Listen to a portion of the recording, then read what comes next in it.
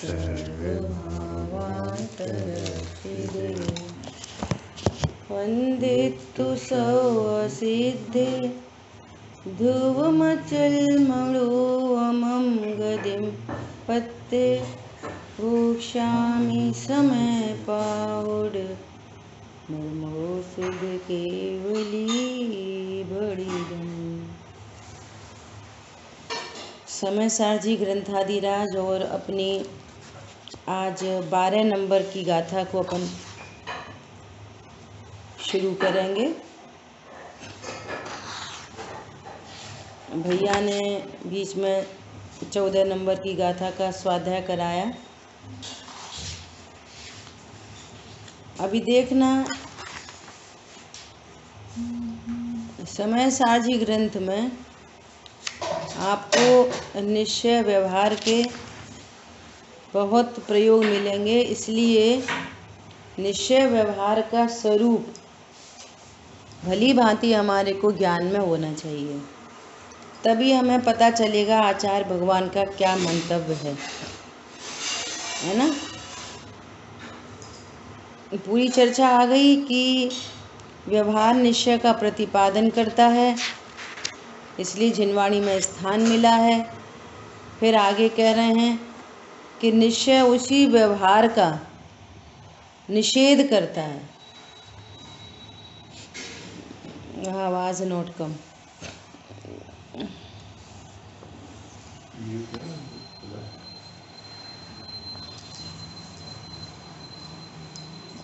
आवाज़ आ रही है?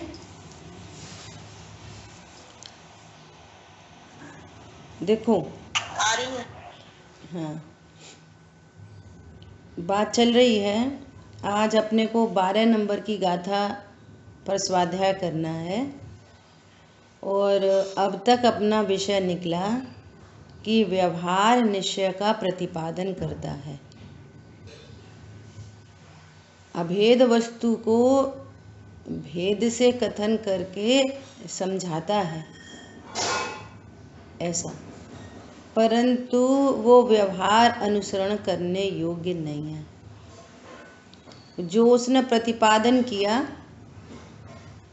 आप उस प्रतिपादन को स्वीकार करो, है ना।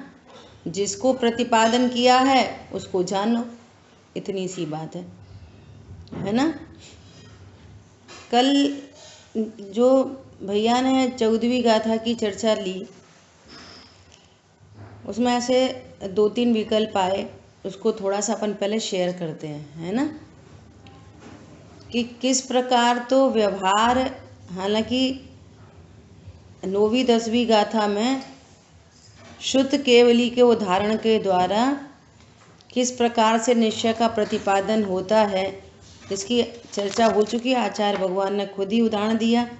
और फिर 11वीं गाथा में वो कह रहे हैं व्यवहार ने सब ही अभूतार्थ है ना। इसका एक प्रयोग और अपन देखने की कोशिश करते हैं कि व्यवहार ने सब ही कैसे अभूतार्थ है और वो किस प्रकार से कथन करता है। जैसे कल चर्चा आई थी कि इस जीव ने अपना स्वरूप नहीं जाना, अनादि से अपना स्वरूप नहीं जाना, अनादि से देव सास गुरु का स्वरूप नहीं जाना, है ना। मैं अशरीरी हूँ ऐसा नहीं जाना, मैं कर्म से रहित हूँ ऐसा नहीं जाना। तो फिर क्या हुआ? कर्म का बंधन हुआ, है ना। अनादि से कर्म का बंधन चला आ रहा है, अनादि काल से, ठीक है। और अब यहाँ गाथा में कह रहे हैं कि परम शुद्ध निश्चय ऐसे देखोगे वो आत्मा निर्बंध है। अब ये दो बातें हो गई ना, कि बंधा हुआ हूँ और मैं निर्बंध हूँ। तो ये क्या है? ये बंधा हूँ कि निर्बंध हूँ? आ रही बात समझ में? तो देखो, जो जीव अपने स्वरूप को नहीं जानता, जो ज्ञान अपने स्वरूप को नहीं जानता, तो फिर कैसा जानता है कि मैं संयोग शरीर कर्म कषाय वाला हूँ, इनका कर्ता भोगता हूँ, इनसे सुखी दुखी होता हूँ। ऐसा ज्ञान अज्ञान होने से कर्म का बंधन होता है। ठीक है। अब ये कर्म का बंधन होने से मुझे क्या फर्क पड़ता है, मेरे में क्या होता है कि जैसे मैं अनेकांतमयी हूँ, मैं कैसा हूँ, अनेकांतमयी। मेरे में एक द्रव्य स्वभाव है, एक पर्याय स्वभाव है। तो जो कर्म संचय होता है उसका पर्याय से निमित्त नैमित्तिक संबंध बनता है, घनिष्ठ निमित्त नैमित्तिक संबंध बनता है। किससे? पर्याय से। 8 कर्म बंधे तो ज्ञानावर्णी कर्म का निमित्त नैमित्तिक संबंध किससे बनता है? जीव द्रव्य से, ज्ञान गुण से, या ज्ञान पर्याय से? बोलो। ज्ञानावर्णी कर्म का जो निमित्त नैमित्तिक संबंध भी बनता है वो किससे बनेगा? जीव द्रव्य से, ज्ञान गुण से, कि ज्ञान की पर्याय से? पर्याय से। ठीक है। तीनों ही से नहीं होगा। पर अरे तीनों से नहीं होगा तो फिर अभी ज्ञान का क्षयोपशम है, ज्ञानावर्णी कर्म का उदय है, तो ज्ञान की हीनता है। तो ये हीनता दिखाई दे रही है ना पर्याय में। हाँ ठीक है। नहीं तो फिर केवल ज्ञान होता अगर कुछ फर्क नहीं पड़ता तो पर्याय में, क्योंकि वो जीव का स्वभाव है। पूर्ण ज्ञान प्रकट होना जीव का स्वभाव है, लेकिन वो पूर्ण ज्ञान, वो स्वभाव प्रकट नहीं हो पा रहा। कहाँ पर? अवस्था में। पॉइंट समझ में आया? ये दर्शनावर्णी कर्म किस पर इफेक्ट डालता है? सामान्य अवलोकन नहीं हो पाता। ये निमित्त नैमित्तिक संबंध है ना। और श्रद्धा गुण कहाँ पर इफेक्ट डाल रहा है? दर्शन मोहिनी कर्म, ये श्रद्धा गुण पर। कैसा? विपरीत विश्वास है, अतत्व श्रद्धान है। समझ में आई? चारित्र मोहिनी कर्म किसको इफेक्ट डाल रहा है? चारित्र गुण की पर्याय अस्थिरता हो रही है, राग द्वेष की उत्पत्ति हो रही है। तो पर्याय में ऐसे घनिष्ठ निमित्त नैमित्तिक संबंध बन रहे हैं। ठीक है। अब यहाँ कह रहे हैं कि जो निश्चय है ना, वो क्या कहता है? इस व्यवहार का निषेध करता है। अभी बहुत ध्यान से सुनना। इस व्यवहार का निषेध करता है। कैसा निषेध करता है? ऐसा निषेध करता है, निषेध करने का भाव समझना। निषेध करने का भाव ये नहीं कि कर्म ने पर्याय में इफेक्ट नहीं डाला या उसका निमित्त नैमित्तिक संबंध नहीं। निमित्त नैमित्तिक संबंध है, परंतु यदि आप ऐसा ही अनुभव करते रहोगे तो कभी ज्ञानावर्णी कर्म का अभाव नहीं होगा, दर्शनावर्णी का नहीं होगा, मोहिनी का नहीं होगा, चारित्र मोहिनी दर्शन मोह का नहीं होगा, चारित्र मोह का नहीं होगा, वीर्यांतराय कर्म का अभाव नहीं होगा। ऐसा ही अनुभव करते रहोगे तो फिर हम कैसा अनुभव करें कि हम त्रिकाली ध्रुव को देखें। मैं त्रिकाली ध्रुव हूँ, क्योंकि कर्म ने जीव द्रव्य और ज्ञान आदि अनंत गुण पर इफेक्ट नहीं डाला। तो जहाँ इफेक्ट नहीं डाला वहाँ देखोगे, उस रूप अपने को अनुभव करोगे, तो फिर नवीन कर्म नहीं बंधेगा और पूर्व की निर्जरा होगी। समझ आई बात? व्यवहार ने पर्याय में कैसी कैसी क्या क्या अवस्था हो रही हैं, उसका क्या निमित्त है। उपादान जीव की पर्याय है, निमित्त कर्म है, उसका यथार्थ ज्ञान। पर यदि आप ऐसा ही अनुभव करते रहोगे, अनुभव कैसा करना है? ये अनुभव करना है मैं कम ज्ञान वाला हूँ, मैं ज़्यादा ज्ञान वाला हूँ, ये कर्म ने मेरे ज्ञान को रोक रखा है। ऐसा यदि आप अनुभव करोगे, बोलो, तो कर्म का अभाव होएगा। इसलिए यहाँ पर कह रहे हैं क्या कि व्यवहार अनुसरण करने योग्य नहीं, व्यवहार अनुभव करने योग्य नहीं। कर्म के उदय के कारण पर्याय में चित्र विचित्र अवस्थाएं देखी जा रही हैं। दर्शन मोहिनी कर्म का उदय है, चारित मोहिनी कर्म का उदय है, वीर्यांतरा कर्म का उदय है ना।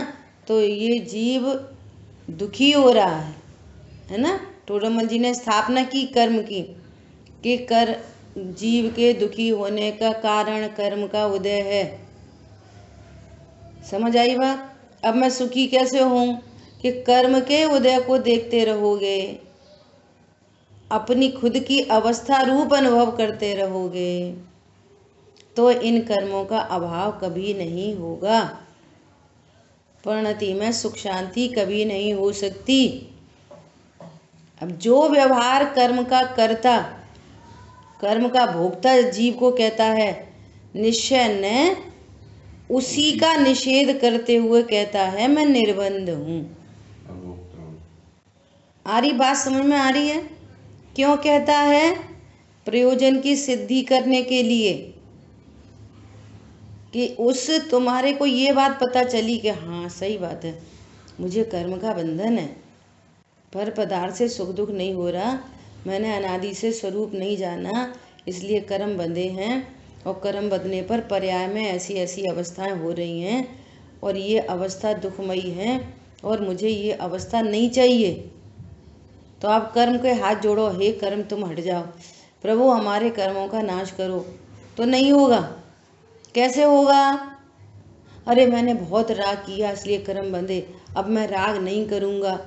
मुझे समझ में आ गया कि कर्म बिना राग के नहीं बनते, तो अब मैं राग नहीं करूँगा।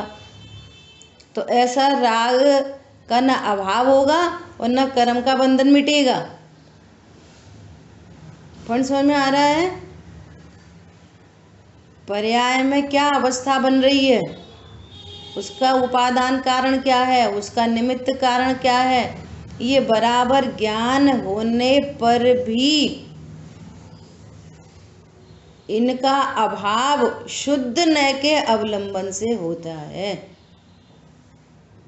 पॉइंट समझ में आया? पर्याय में हाँ उत्पन्न होने वाला दुख, इसलिए यहाँ पिछली जो भाई साहब ने प्रश्न किया था ना, इसलिए यहाँ पिछले पेज पर लिखा था कि आप पर्याय को नहीं जानोगे और एकांत शुद्ध न का पक्ष दिखाई दोगे करोगे, तो फिर मिथ्या दृष्टि पने का ही प्रसंग आएगा।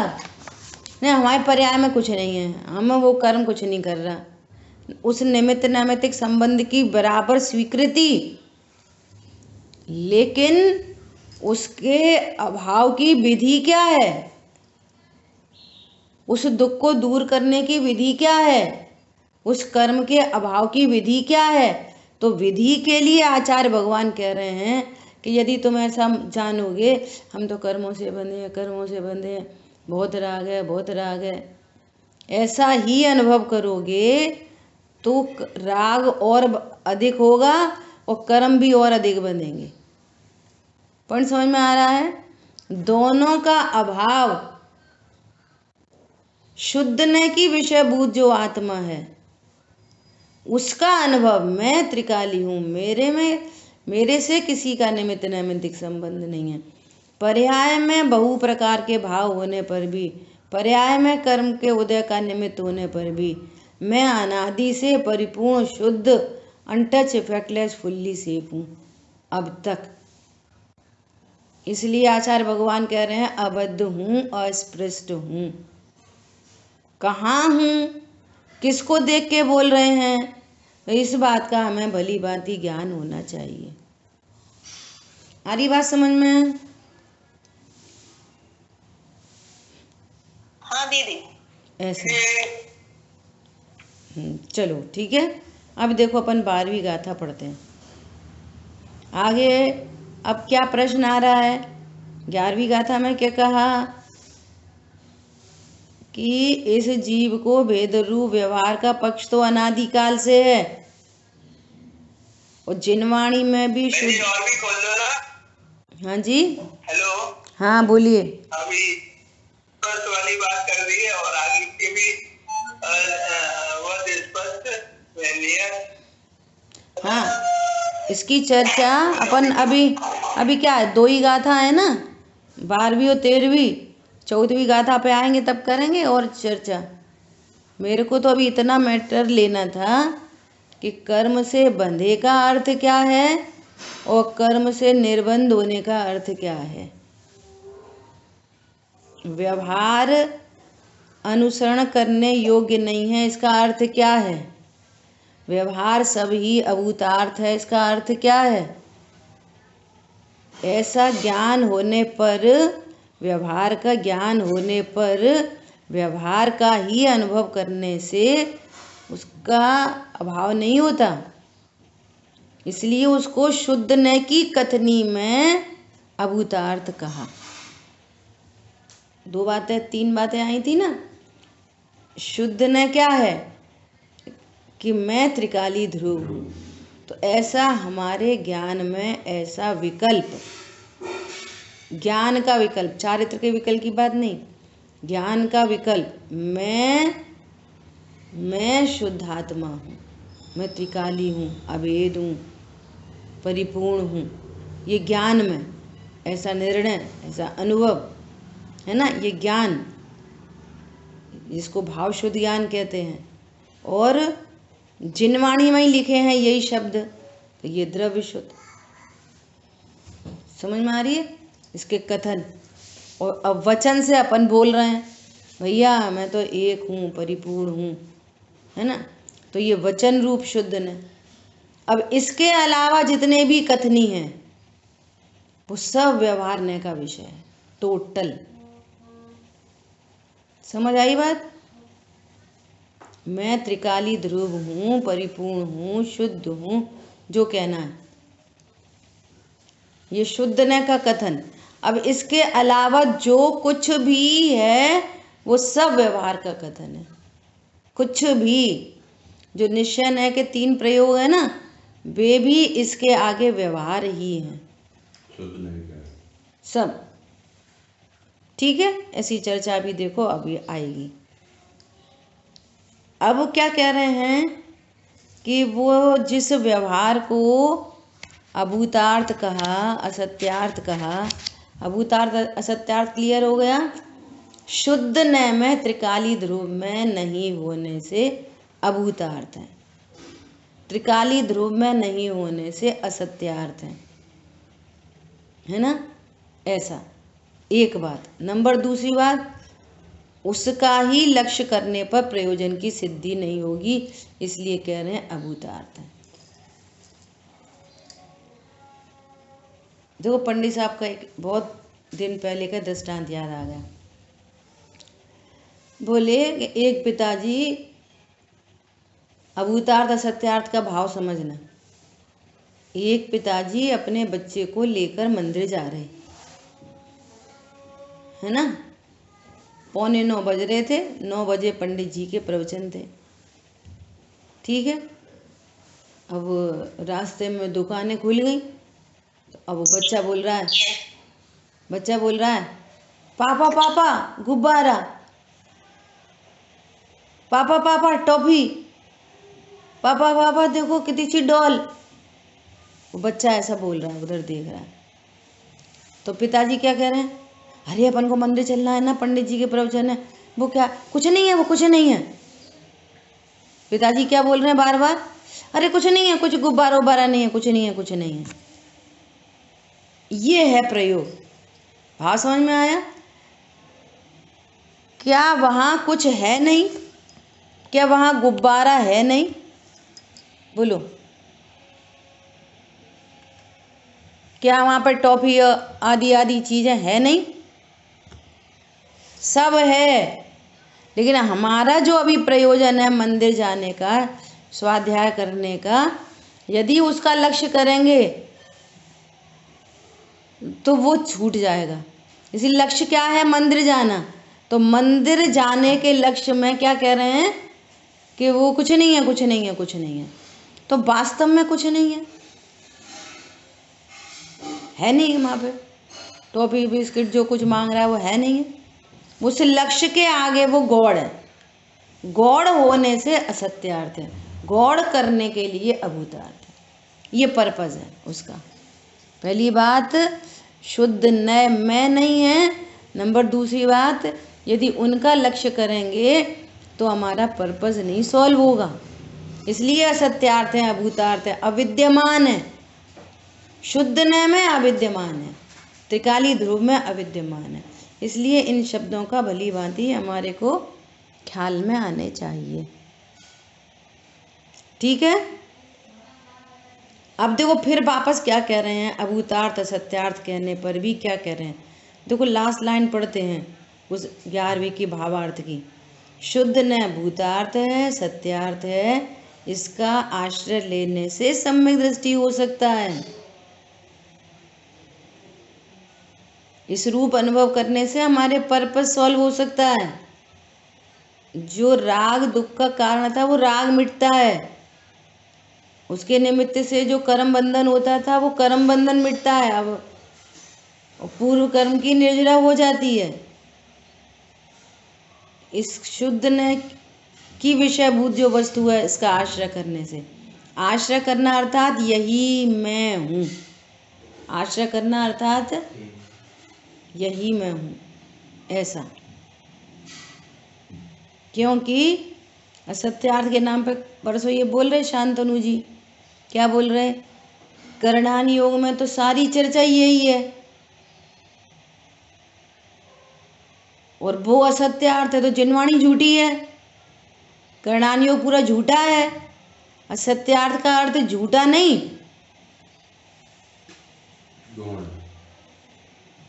असत्यार्थ का अर्थ तो पूरा करणान योग झूठा पड़ जाएगा। जो कर्म के निमित्त नैमित्तिक संबंध की जो चर्चा है वो अविद्यमान है। पर्याय में निमित्त नैमित्तिक संबंध है नहीं, क्या पूरी जिनवाणी झूठी हो गई करणान योग संबंधी। पॉइंट समझ में आ रहा है? इसके दो पर्पज हैं।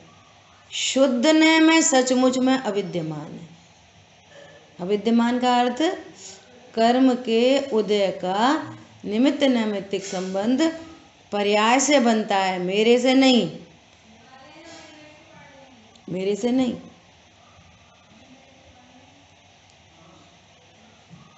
दूसरी बात, शुद्ध न में कुछ नहीं है। तीसरी बात, उसको ही देखते रहोगे तो प्रयोजन की सिद्धि नहीं होगी। इसलिए उस संबंध को गौड़ करके जहाँ कोई निमित्त नैमित्तिक संबंध नहीं है उस त्रिकाली ध्रुव का आश्रय करना चाहिए, उसको देखना चाहिए। ठीक है, क्लियर है? देखो अब यह व्यवहार ने भी, फिर से बात चल रही है व्यवहार ने की, तो कितनी बातें पलट गई।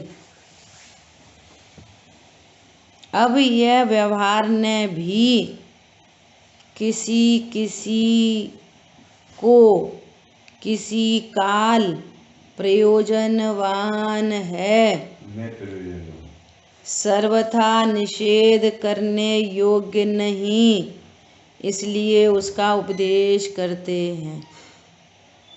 ये पढ़ाना था इसलिए पूरी बात कही।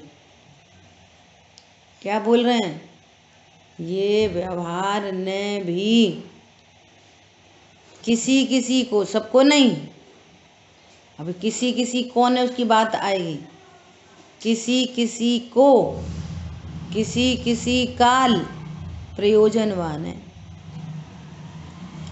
इसकी चर्चा करनी है, किसी किसी को और किसी किसी काल। चर्चा आएगी। फिर वापस क्या कर रहे हैं, प्रयोजनवान है। उठाओ, फिर से उठाओ वहाँ से चर्चा। एकत्व विभक्त आत्मा बताई 6वीं 7वीं गाथा में, है ना, वहाँ पर्याय भेद गुण भेद का निषेध किया है। 8वीं गाथा में कहा हम व्यवहार का निषेध करते हैं, सॉरी 8वीं गाथा में कहा कि व्यवहार निश्चय का प्रतिपादन होने से व्यवहार की चर्चा करते हैं। 9वीं 10वीं गाथा में कैसे प्रतिपादन करता है इसकी चर्चा की। और 11वीं गाथा में सर्व व्यवहार को अभूतार्थ कह दिया, सत्यार्थ कह दिया। अब फिर वापस कह रहे हैं कि नहीं नहीं, सर्वथा निषेध नहीं करना, किसी किसी को किसी किसी काल में प्रयोजनवान है, तो हैरान परेशान नहीं हो रहा। कभी कहते हैं कि व्यवहार के बिना निश्चय का उपदेश नहीं दिया जा सकता, इसलिए प्रयोजनवान है। कभी कहते हैं कि वो सत्यार्थ है, भूतार्थ है, उस रूप अनुभव नहीं करना। ये सब बातें वो है ना। अब कह रहे हैं किसी काल किसी किसी को प्रयोजनवान है। कैसे है उसको देखते हैं। शुद्धो शुद्धादेशो राधवो परम भाव धरि सिहिम व्यवहार दे सिदा पुण्य जेदु परमेठिदा भावे देखे परम जो भाव उसको शुद्ध न ज्ञातव्य है, ठहरा जो अपरम भाव में व्यवहार से उपदिष्ट है। बहुत शानदार, बहुत गजब की गाथा है।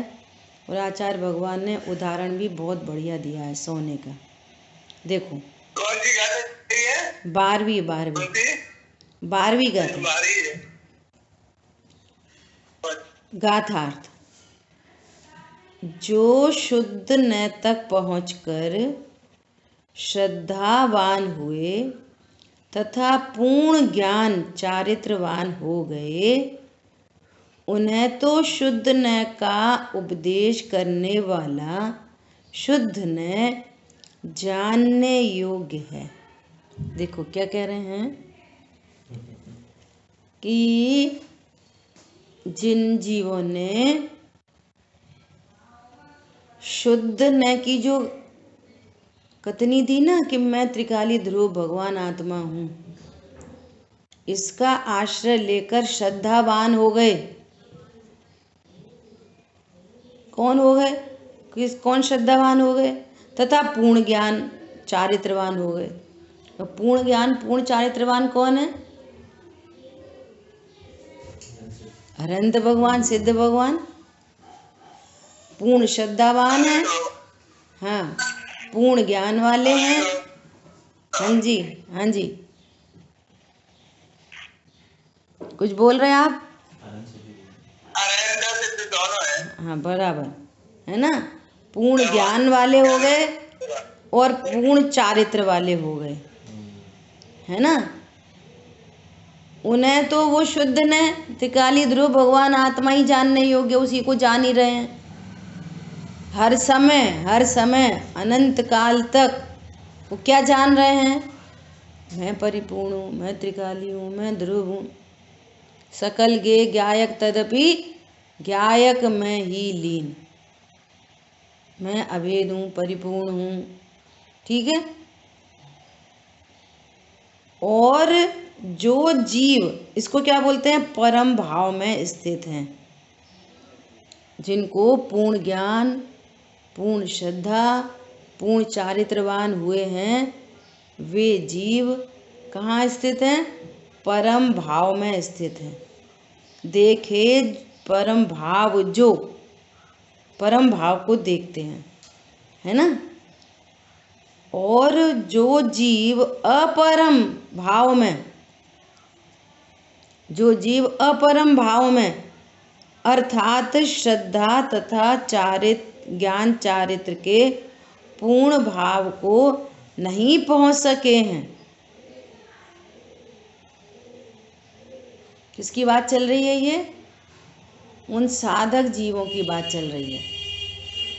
अभी यहाँ मिथ्या दृष्टि को भी ले सकते हैं, परंतु यहाँ किसकी बात चल रही है? यहाँ पर साधक अवस्था में। साधक कौन होता है? जिसको मोक्ष मार्ग की शुरुआत हो गई है, जो उस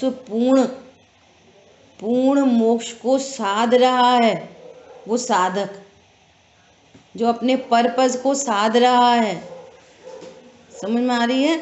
पूर्ण सुखी होना चाहता है, ऐसे जीव वो कौन से भाव में स्थित है? अपरम भाव। अभी परिपूर्णता नहीं हुई उनको, मोक्ष मार्ग की स्टार्टअप हो गई है, लेकिन अभी परिणति में अशुद्धता है, द्रव्य में अशुद्धता है। साधक जीव को द्रव्य में अशुद्धता है, अनंत गुणों में अशुद्धता है। कहाँ पर अशुद्धता है? पर्याय में। श्रद्धा छायोपशमिक श्रद्धा है मान लिया, तो छायिक श्रद्धा नहीं हुई अभी। कुछ चौथे गुण स्थान में छायिक सम्यक दृष्टि भी हो सकते हैं, तो उनकी श्रद्धा छायिक हो गई। नहीं तो छपक क्षणी आरोहण से पहले तक छायोपशमिक श्रद्धा है ना। 12वें गुण स्थान तक छायोपशमिक ज्ञान है ना। और 10वें गुण स्थान तक राग द्वेष है। ठीक है, 10वें गुण स्थान तक लोभ कषाय मौजूद है, उसका अभाव होता है। तो 11वें गुण स्थान में पूर्ण वीतरागता होती है, तो वहाँ चारित्र पूर्ण हुआ है ना। छपक श्रेणी आरोहण होने से पहले श्रद्धा पूर्ण हुई। ठीक है, और 10वें गुण स्थान में, 11वें गुण स्थान में, 12वें गुण स्थान में चारित्र पूर्ण हुआ। 13वें गुण स्थान में ज्ञान पूर्ण हुआ। ठीक है, और 13वें गुण स्थान में सब पूर्ण हो गए। ऐसा तो उससे पहले चौथे गुण स्थानवर्ती 5वां, 6वां, 7वां, 8वां, 9वां, 10वां, 11वां, 12वां, यहाँ तक क्या है? कहीं ना कहीं अशुद्धता है, कभी ज्ञान की, कभी श्रद्धा की, कभी चारित्र की। पूर्णता नहीं हुई है अभी पर्याय में। तो वे सब कौन से भाव में स्थित हैं? अपरम भाव में स्थित हैं। और केवल ज्ञानी परमात्मा परम भाव में स्थित है। ठीक है, तो अभी क्या कह रहे हैं? जो जीव अपरम भाव में अर्थात श्रद्धा तथा ज्ञान चारित्र के पूर्ण भाव को नहीं पहुंच सके हैं, अभी उनको इन पर्यायों की पूर्णता नहीं हुई है।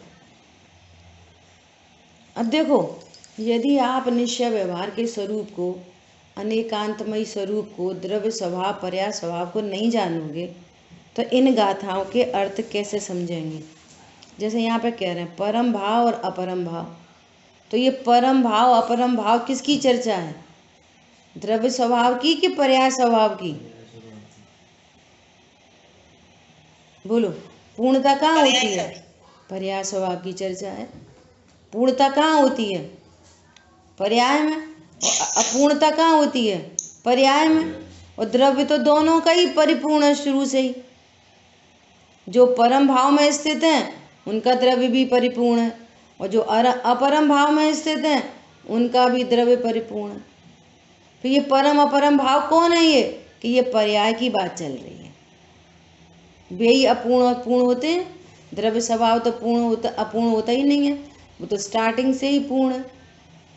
अब उसका जो जीव जितना लक्ष्य करता है उतना वो अपरम भाव में चलता, वो परम भाव में पहुंचता जाता है। बोला था ना, मिश्री को इतनी सी देर के लिए चखा, उतना 1 मिनट रखी और ज़्यादा, 5 मिनट रखी और ज़्यादा, और रखे ही रहे अनंत काल तक, अनंत काल तक स्वाद आ रहा है।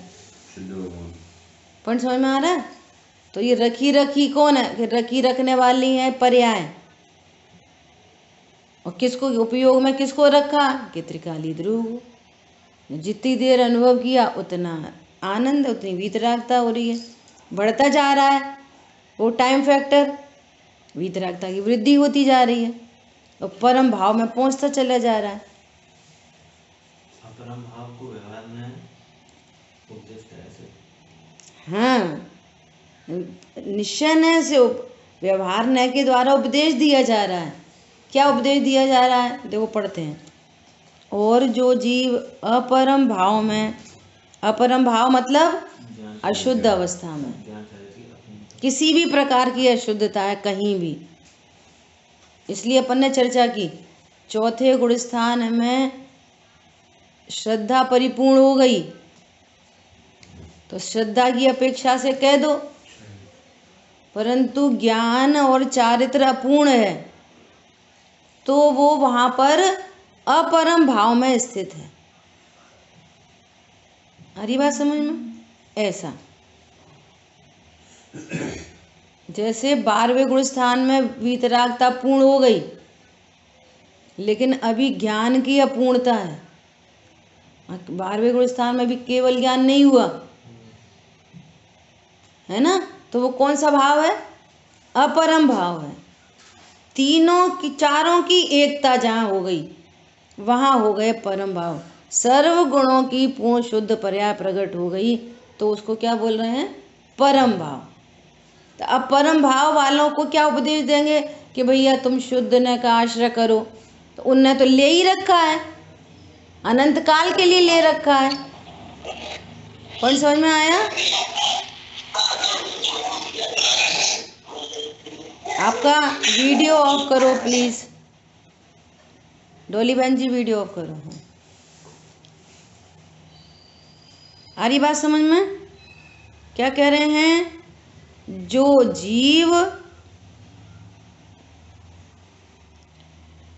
जो जीव अपरम भाव में अर्थात श्रद्धा तथा ज्ञान चारित्र के पूर्ण भाव को नहीं पहुंच सके हैं, साधक अवस्था में ही, साधक अवस्था किसे कहते हैं? जिनकी परिणति में मोक्ष मार्ग की शुरुआत हो गई है और वो पूर्णता के लिए साधन कर रहे हैं। साधक अवस्था में मतलब चौथा, पांचवा, छठवां, सातवां, आठवां, नौवां, 10वां, 11वां, 12वां, ये सब साधक जीव हैं। साधक अवस्था में ही स्थित हैं वे व्यवहार द्वारा उपदेश करने योग्य हैं। अब उपदेश दिया जाएगा ना, अरे देखो अब तुम्हारी पर्याय में अभी अशुद्धता है, शुद्ध न का आश्रय करो, तो ये व्यवहार न के उपदेश है। निश्चय न का उपदेश क्या है? मैं त्रिकाली ध्रुव हूं, बस ऐसा लिखा हुआ वचन, ऐसा बोलता हुआ वचन और ज्ञान में विकल्प, ये तीनों क्या है? ये शुद्ध न। अब इसके अलावा जो कुछ कथनी है वो सब व्यवहार न का उपदेश है। राग का अभाव करो, ये भी व्यवहार का उपदेश है। कर्मों का अभाव करो, अरे देखो तुम्हारी परिणति में राग है, अरे सुनो शुद्ध न का आश्रय करो, ये भी व्यवहार का उपदेश है। क्या बोला? त्रिकाली ध्रुव का आश्रय करो, ये भी क्या है? अरे मुझे त्रिकाली ध्रुव का आश्रय लेना चाहिए, मेरी परिणति में राग है, खटकती है राग आदि परिणति विकारी, विश्वास है शीघ्र ये भी मिटेगी, स्वभाव के सन्मुख कैसे टिकेगी, ये भी क्या है? ये व्यवहार ने का ही कथन है। निश्चय ने का कथन क्या है? निश्चय ने का मैं त्रिकाली ध्रुव हूं। पॉइंट समझ में आया? ऐसा तो उसको ही व्यवहार द्वारा उपदेश करने योग्य है। जो अपरम भाव में स्थित हैं, ऐसे साधक जीव। पर समझ में आया? तो उसको अभी क्या ऊपर क्या लिखा था? किसी किसी को, किसी किसी को मालूम मतलब किस किस को? कि जो साधक जीव हैं वे किसी किसी, किसी किसी को, किसको? साधक जीवों को, मोक्ष मार्ग में चलने वाले जीवों को। किसी किसी को मतलब चौथे पांचवें छठवें सातवें गुणस्थानवर्ती जीवों को, किसी किसी को। और किस किस काल में? किस काल में? किस काल में? जब वो खुद ही स्वानुभूति के काल में बैठे हैं, अपने को शुद्धात्मा जान रहे हैं, तब क्या उपदेश दिया जाएगा उनको? सुनो, पर्याय में देखो, राग है, मान लिया कोई चौथा गुणस्थानवर्ती है, पांचवा गुणस्थानवर्ती है ना, सातवें गुणस्थानवर्ती है, तो वो शुद्ध ने का आश्रय लेके ही बैठे हैं, तो उनको उस समय उपदेश दिया जा सकता है। किसी काल में मतलब किस काल में? कि जब परलक्ष्य हो रहा है, उसी काल में तो उपदेश दिया जाएगा। जब उन्हें शुद्ध ने का आश्रय ले रखा तब कौन सा उपदेश है? दो किसी किसी को मतलब पहले से आएगा ना, पहले से छठे में स्थान का है। तो साधक जीव की, इसलिए वहां पे क्या लिखा है? साधक अवस्था में ही जिन्होंने व्यवहार को गौड़ करके शुद्ध न का आश्रय लिया, ऐसे साधक जीव को भी व्यवहार न के द्वारा उपदेश करने योग्य है। तो पहले गुणस्थान में पॉइंट ही नहीं समझे, क्या बोल रहे हैं? अभी क्या बात आई? शुद्ध न भूतार्थ है, अशुद्ध व्यवहार न अभूतार्थ है।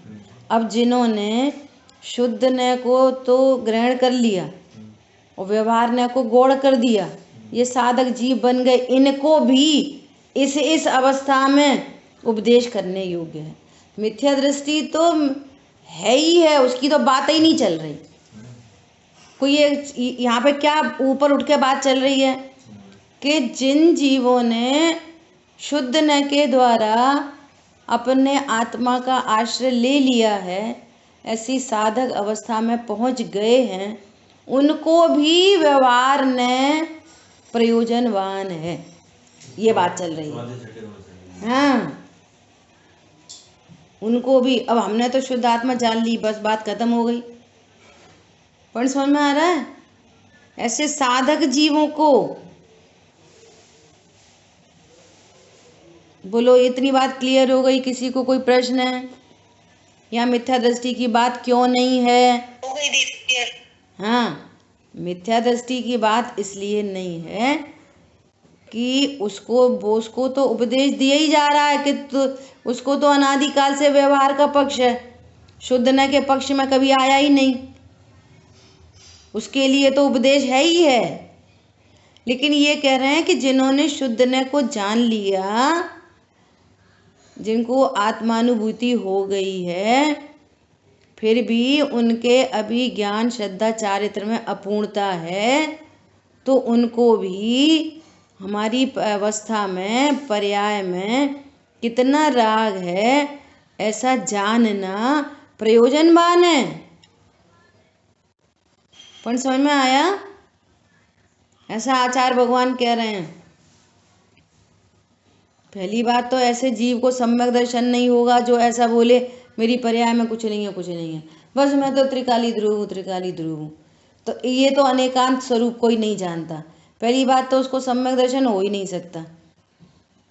और 1% अपन ऐसा कल्पना करके चलें कि इसको सम्यक दर्शन हो जाए और ये बोले मुझे तो सम्यक दर्शन हो गया, अब मेरी पर्याय में कुछ नहीं है, तो कह रहे नहीं, पर्याय में अपूर्णता है,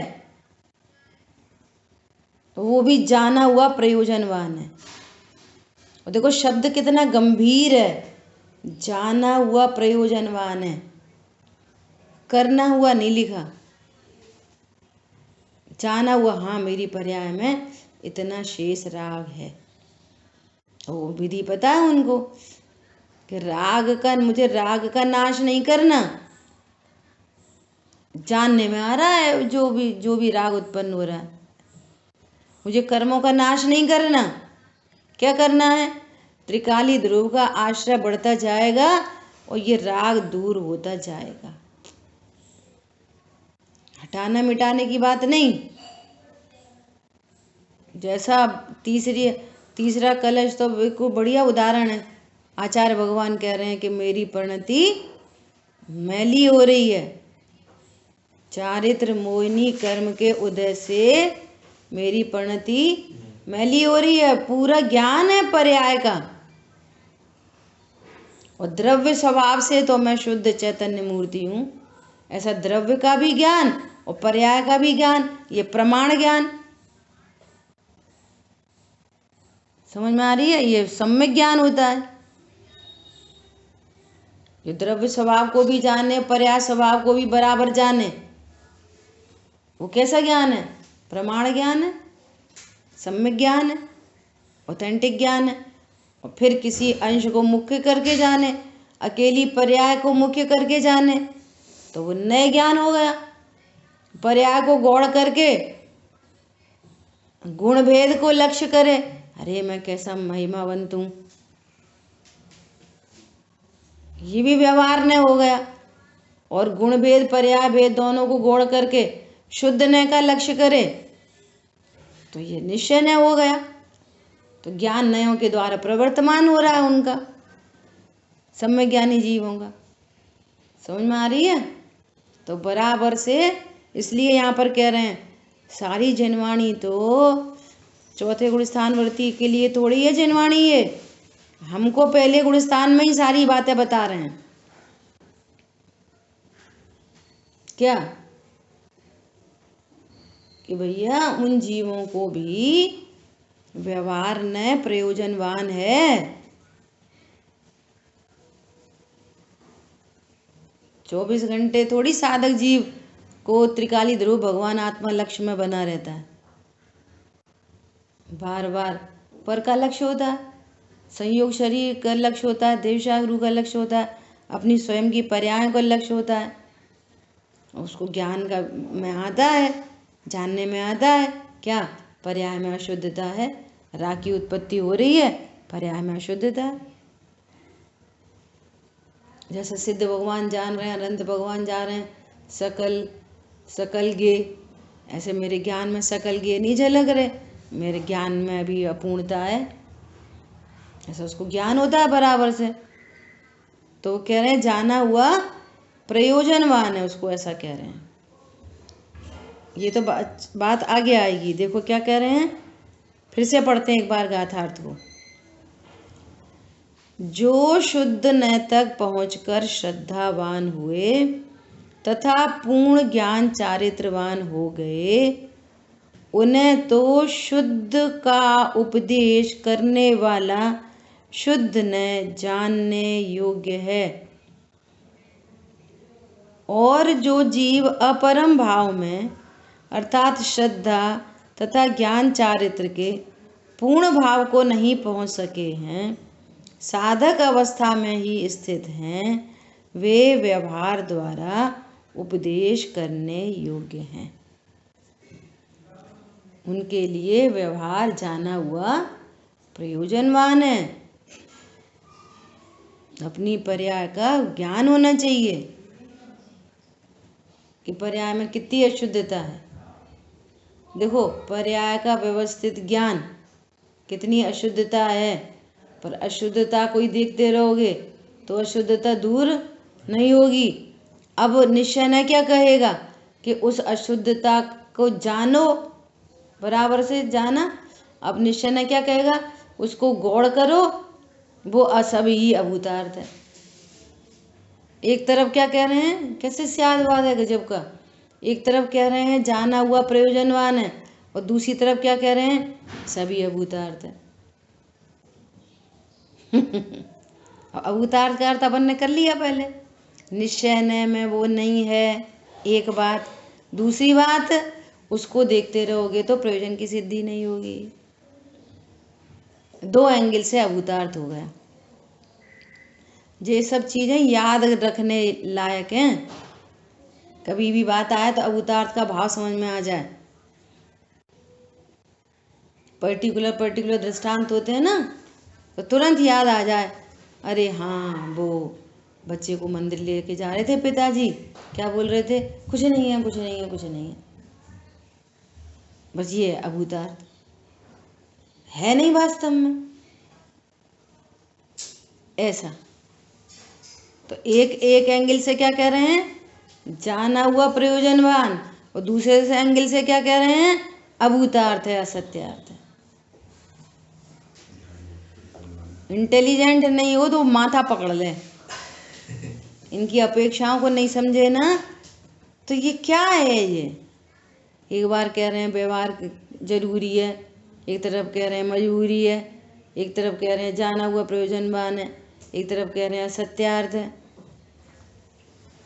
किस नए से क्या बात कही जा रही है, उसका वजन कितना है। ठीक है, देखो एक बात और कहनी है, फिर अपन कल स्वाद आगे टीका पढ़ेंगे। ये जो परम और अपरम भाव है ना, अभी ऐसे विद्वानों की सबकी चर्चा चल रही थी, वो उसमें नहीं, राकेश जी भाई साहब जो चर्चा कर रहे हैं उसमें, इसमें भी परम अपरम भाव में एक कंपैरेटिव स्टडी हो सकती है। कैसी कि सिद्ध भगवान तो पूर्ण रूप से परम भाव में स्थित हैं, उनकी अपेक्षा यदि अनंत भगवान को देखेंगे, अपेक्षा समझना, तो वे अपरम भाव में स्थित हैं। क्यों? अभी उनको घाती कर्मों का अभाव नहीं हुआ, प्रतिजीवी गुणों की शुद्ध पर्याय प्रकट नहीं हुई, वहां पर भी अशुद्धता विद्यमान है। कौन सी? घबराना नहीं, कौन सी? प्रतिजीवी गुणों की, अघाती कर्म। अब अनंत भगवान को परम भाव में कहेंगे तो छपक श्रेणी आरोहण वाले जो है ना 7वें गुण स्थान तक, वे सब क्या है, अपरम भाव में स्थित। मुनिराज को 3 कषाय चौकड़ी का अभाव हुआ है, उनको कहेंगे परम भाव में स्थित, तो फिर ये सब अपरम भाव में स्थित है 4थे गुण स्थान तक, है ना। 4थे गुण स्थान वर्ती को सम्यक दृष्टि हुआ है, साधक हुआ है, विश्व का अपूर्व कार्य किया है, यदि उनको परम भाव कहेंगे उस, तो फिर पहले दूसरे तीसरे गुण स्थान वर्ती को अपरम भाव में बोलेंगे। और सुनना ध्यान से, पहला गुण स्थान वर्ती तो परम भाव में है ही, और दूसरा तीसरा गुण स्थान भी गिरने का गुण स्थान है। तो पता है उनने क्या बोला, जेपी दोषी जी ने क्या बोला, उसके एंगल से देखेंगे तो वे परम भाव में स्थित हैं। क्यों? वे तो गिरने के गुण स्थान है, अभी पहले गुण स्थान में आ रहे हैं। तो वो किसी जिनवाणी का कोड कर रहे थे, आगम का वो दे रहे थे कि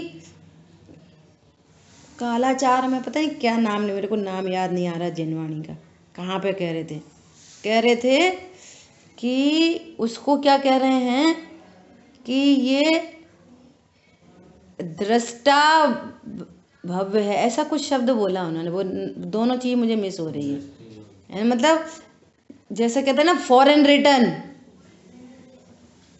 समझ में आ रही है। ये उस शुद्ध ने को देख के आया है, भले ही गिर गया है। अरे हम गए थे अमेरिका, पर समझ में आ रहा, जिन शासन में ऐसी अपेक्षाएं हैं कि कब कहाँ किस अपेक्षा से कह सकते हैं। जैसे तीव्र कषाय मंद कषाय है ना, पापाचार में तीव्र कषाय, पूजा पाठ में लगे मंद कषाय। अब स्वाध्याय करते रहते, सामायिक नहीं करते, तो वो उसको कह रहे तीव्र कषाय मंद कषाय। फिर बिल्कुल अनुभूति का ही काल आ रहा है, तो 10वीं पर्याय में अनुभूति हुई, तो उससे पूर्व की 9वीं पर्याय वो मंद कषाय, और 9वीं पर्याय के अगेंस्ट में वो 7वीं 8वीं पर्याय, उसके एंगल से देखेंगे तो तीव्र कषाय। तो ऐसे कितने भैया बोले थे ना, असंख्यात लोग प्रमाण भेद बनते हैं ऐसे। मतलब अपन में नॉलेज के लिए ये वाली बात है कि अपन को हर अपेक्षा को समझना चाहिए, इतनी ब्रॉड माइंडेडनेस चाहिए यहाँ पर। चौथे गुण स्थानवर्ती के एंगल से देखेंगे तो पंचम गुण स्थानवर्ती उससे थोड़ा अधिक परम भाव में स्थित है, लेकिन हम 13वें गुण स्थानवर्ती के एंगल से देखेंगे तो ये अपरम भाव में स्थित है। तो ऐसा भली भांति ज्ञान होना चाहिए। और अब आगे जो दृष्टांत आएगा उससे अपन को बात और भली भांति ख्याल में आएगी। जिन वाणी के ज्ञान से सूझे लोकालोक, सो वाणी मस्तक बोलिए। तो अशांगमयी जिनवाणी माता की जय हो।